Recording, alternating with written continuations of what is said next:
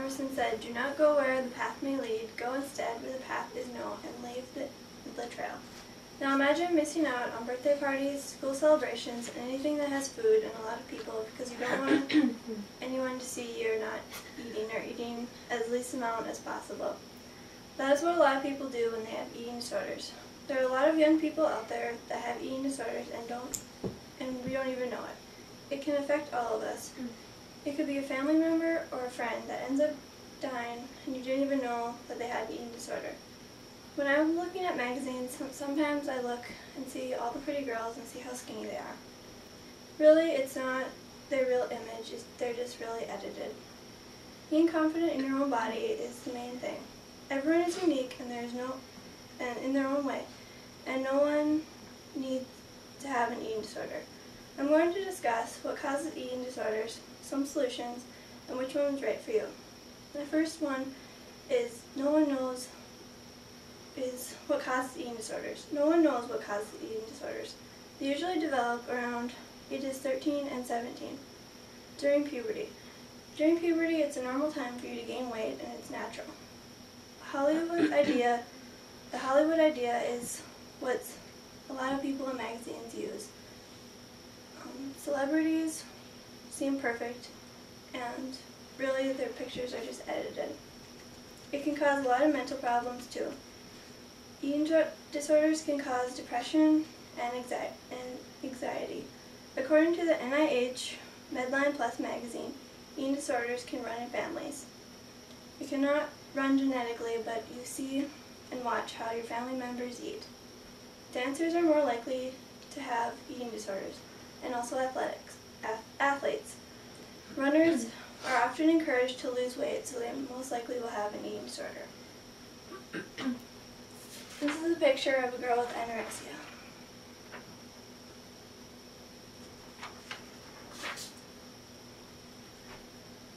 Certain eating disorders can cause serious health problems, and there are solutions to help you overcome it. There are 3 types of eating disorders. The first one is anorexia, there's bulimia, and binge eating. A story published in the Marie Claire magazine, published October 27, 2010, was about Mara Kelly. Her mother died when she was little, and she didn't have a mother figure in her life. She didn't like the way she looked when she was growing up, so she started to lose weight. She started losing weight, and she first started losing 5 pounds, then it turned into 10 pounds, then it turned into 15 pounds. She was addicted to losing weight. She soon had a serious eating disorder. Eating disorders can cause effects like stress, anxiety, depression, kidney failure, malnutrition, and sometimes even death. Eating disorders cause emotional pain, obsession with food because they don't know what they can eat and what they can't eat. It is often overwhelming because they're constantly worried about what they are eating. It can cause withdrawal to family and friends. It's a waste of time and energy because you don't need to be worried about what you're eating constantly. It takes a lot of planning, of thinking of excuses why you can't be with friends and family when they're eating. There are treatments. You can gradually learn to eat well. The first step is often telling someone you have an eating disorder. Helping those with eating disorders can save their lives. They may be life-threatening, but they are also treatable.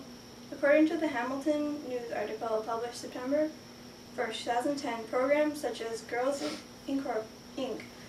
Girls can learn to look behind the secret messages that the ads are producing in order to reconcile what their own bodies look like in perfection in the media.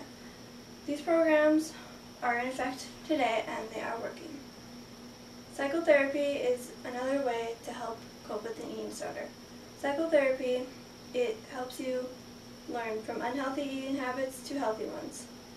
You can monitor your eating, and you can also have healthy ways for stressful situations. Family therapy is another way to cope with the eating disorder.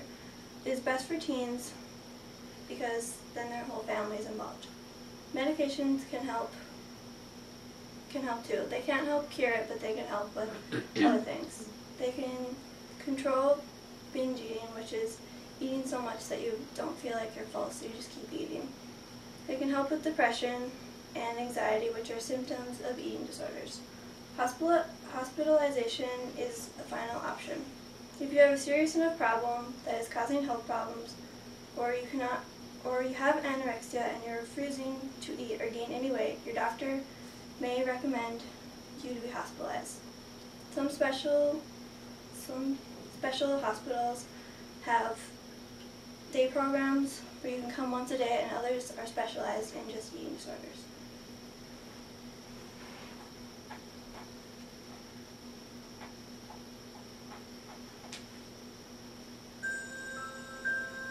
Am I pretty enough to be noticed? Will they love me if I go on a diet? Why girls need to be skinny?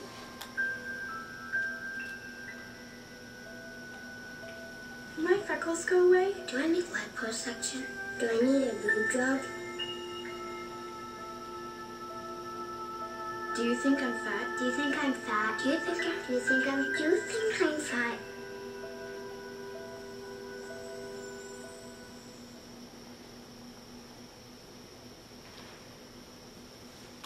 In conclusion, I have told you about what causes eating disorders, some of the solutions, and which one is right for you. I have told you in this speech that everyone is unique in their own way and no one needs to have an eating disorder. There are a lot of people out there who don't like the way they look, but there are other solutions besides having an eating disorder.